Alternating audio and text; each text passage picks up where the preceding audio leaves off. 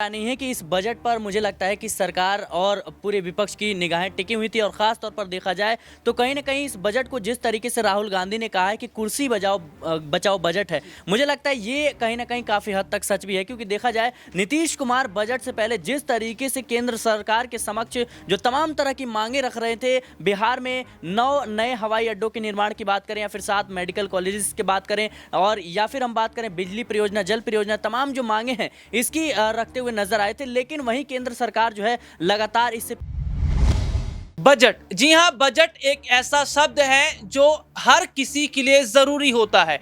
Budget गृहिणी के लिए जरूरी होता है, बजट आम लोगों के लिए जरूरी होता है, बजट बड़े बड़े उद्योगपतियों के लिए जरूरी होता है, क्योंकि बजट से ही तय करते हैं आगे की रणनीति।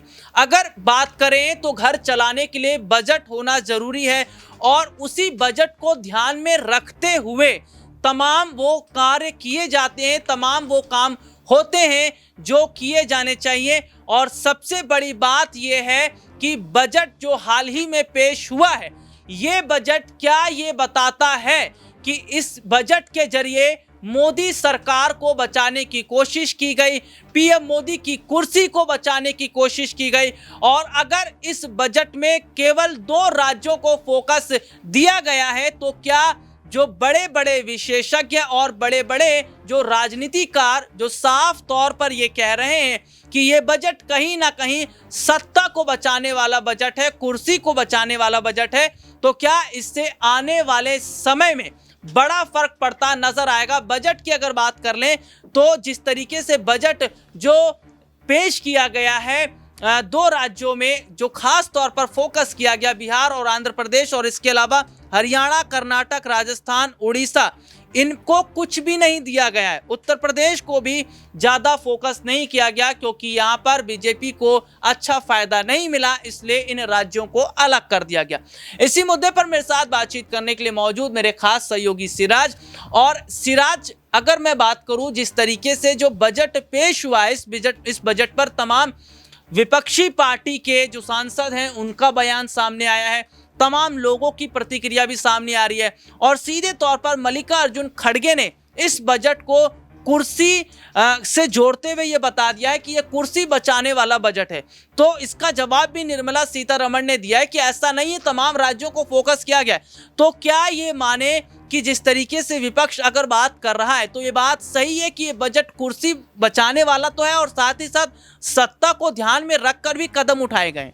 जी देखिए, इसमें कोई दो राय नहीं है कि इस बजट पर मुझे लगता है कि सरकार और पूरे विपक्ष की निगाहें टिकी हुई थी और ख़ास तौर पर देखा जाए तो कहीं ना कहीं इस बजट को जिस तरीके से राहुल गांधी ने कहा है कि कुर्सी बचाओ बजट है, मुझे लगता है ये कहीं ना कहीं काफ़ी हद तक सच भी है, क्योंकि देखा जाए नीतीश कुमार बजट से पहले जिस तरीके से केंद्र सरकार के समक्ष जो तमाम तरह की मांगे रख रहे थे, बिहार में 9 नए हवाई अड्डों के निर्माण की बात करें या फिर 7 मेडिकल कॉलेजेस की बात करें और या फिर हम बात करें बिजली परियोजना, जल परियोजना, तमाम जो मांगे हैं इसकी रखते हुए नजर आए थे। लेकिन वहीं केंद्र सरकार जो है लगातार इससे पीछे हटती हुई नजर आ रही थी। लेकिन खुले तौर पर जब कार्यकारिणी की बैठक हुई थी उस वक्त नीतीश कुमार ने कहा था कि बिहार को विशेष राज्य का दर्जा मिलना चाहिए। उस वक्त जो है एक बार फिर से कहीं ना कहीं बिहार के सांसद देश की राजनीति गरमाती हुई नजर आई थी कि क्या नीतीश कुमार की मांगे पूरी नहीं होगी तो फिर से वो पलटी मारते हुए नजर आएंगे। लेकिन भारतीय जनता पार्टी इस बात को बखूबी समझती है और जो बीजेपी आला कमान है वो काफी सोच विचार करके ये बजट लाया है। जाहिर सी बात है कि नीतीश कुमार ने जिस तरीके से मांगे रखी थी,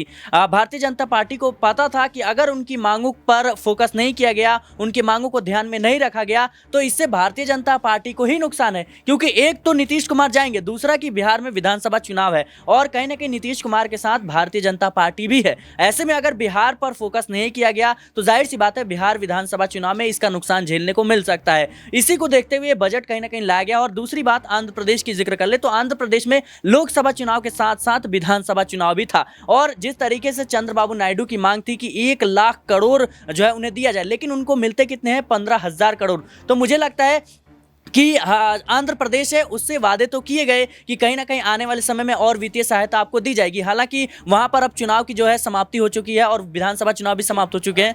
जी सिराज भाई, आप अपनी बात आगे जरूर रखिएगा। मल्लिकार्जुन खड़गे का एक बयान जो जी। ये बता रहा है कि सत्ता बचाने के लिए, कुर्सी बचाने के लिए जो बजट है, इस पर क्या प्रतिक्रिया देना चाहेंगे? और क्या जो मल्लिकार्जुन खड़गे या सिब्बल या तमाम जो विपक्षी पार्टी के जो लोग या नेता जो बोल रहे हैं, क्या वो बात एकदम सही दिखती नजर आ रही है? जी देखिए, बजट आता है तो हमेशा से ही विपक्ष अपना भूमिका अदा जरूर करता है और जाहिर तौर पर जो कमियां हैं उसको उजागर करना विपक्ष का काम है। और इस बार के बजट में आप देखेंगे तो सेना का जो कह सकते हैं बजट था उसमें 9.6% पहले था और इस बार 9.4% कर दिया गया है। इसके साथ ही कृषि क्षेत्र में भी कहीं ना कहीं कमी देखी गई है। इसके साथ ही स्वास्थ्य सुविधाओं के क्षेत्र में भी कहीं ना कहीं वहाँ पर कमी देखी गई है। तो तमाम जो क्षेत्र थे वहाँ से बजट में थोड़ा थोड़ा कट कर करके जिस तरीके से बिहार को दिया गया है, कह सकते हैं कि जी विशेष पैकेज दिया गया है जो नीतीश कुमार की लंबे समय से मांग रही है, तो कहीं ना कहीं ये दिखाता है कि नीतीश कुमार का दबाव इस वक्त जो है वो केंद्र की सत्ता पर देखने को मिली है। जाहिर सी बात है कि जो वैशाखियों की सरकार है, इस वक्त एनडीए की सरकार है, उसमें नीतीश कुमार की भूमिका काफी अहम मानी जाती है। और नीतीश कुमार देखिए किसी के सगे नहीं है, ये खुले तौर पर आप देखेंगे कि जब नीतीश कुमार ने पलटी मारी थी, जब उस वक्त एनडीए के साथ थे, उस वक्त भी कहीं ना कहीं जेडीयू कार्यालय पर वोट लगा था कि नीतीश सबके हैं। तो इसका मतलब ये था कि नीतीश जो है परिस्थितियों के नेता हैं, परिस्थितियों के दोस्त हैं। अगर परिस्थितियां आपके साथ नहीं मेल खाती हैं तो जाहिर सी बात है वो दूसरी ओर जाएंगे। और बिहार की राजनीति में अगर देखेंगे तो नीतीश कुमार 9वीं बार मुख्यमंत्री के तौर पर शपथ ले चुके हैं। तो भारतीय जनता पार्टी को ये दबाव जरूर था। हालांकि विपक्ष जो तमाम तरह के दावे कर रहा है इसमें काफी हद तक सच्चाई भी नजर आती है, क्योंकि देखा जाए तो ये पूरा का पूरा बजट जो है आंध्र प्रदेश और बिहार को फोकस रखते हुए कहीं ना कहीं दर्शाया गया। और जाहिर सी बात है आप देखेंगे उत्तर प्रदेश जहां पर भारतीय जनता पार्टी को नुकसान हुआ, या फिर हरियाणा की बात कर लें, या फिर हम बात करें महाराष्ट्र की, तमाम जो अभी देखिए कि उड़ीसा जब विधानसभा चुनाव था वहां पर कहीं ना कहीं भारतीय जनता पार्टी अच्छे मार्जिन से जीतती है, वहां पर 20 सीटें मिलती हैं। तो लेकिन वहां के लिए भी विशेष पैकेज नहीं दिया गया। हालांकि जो नवीन पटनायक है उनका भी मांग रहा था कि उड़ीसा को विशेष राज्य का दर्जा दिया जाए। तो वहां पर देखिए चुनाव की समाप्ति हो चुकी है। इसी वजह से कहीं ना कहीं नीतीश का दबाव इस बार के बजट में देखने को मिला जी। और देखिए सबसे बड़ी बात और अहम बात यह है कि अगर दो राज्यों को फोकस किया जा रहा है तो ये कहीं ना कहीं राजनीतिक जो विश्लेषक हैं या तमाम जो जानकार हैं वो ये साफ तौर पर बता रहे हैं कि इन दोनों राज्यों पर फोकस करना जरूरी है। लेकिन सबसे अहम बात सिराज ये भी बनने लगती है कि जिस तरीके से देखा जा रहा है कि ये जो बजट लेकर आए, सरकार ने कहीं ना कहीं इन बजट में से बहुत सारी चीजें ऐसी हैं जो कांग्रेस के पास से उठा ली हैं। और बाकायदा कांग्रेस ने अगर बात करें, चाहे वो पार्टी प्रवक्ता सुप्रिया सुनेत या तमाम और नेताओं की बात करें, तो वही साफ तौर पर कह रहे हैं कि जो बजट पहले कांग्रेस का था या कांग्रेस जिन चीजों को लेकर चल रही थी वही चीजें अब बीजेपी ने उठाकर जो है चालू शुरू कर दी है। तो यहाँ पर ये देखा जा रहा है कि जो पिछली सरकारों के भी जो प्रोजेक्ट थे वो भी कहीं ना कहीं यही सरकार प्रोजेक्ट पूरा कर रही है।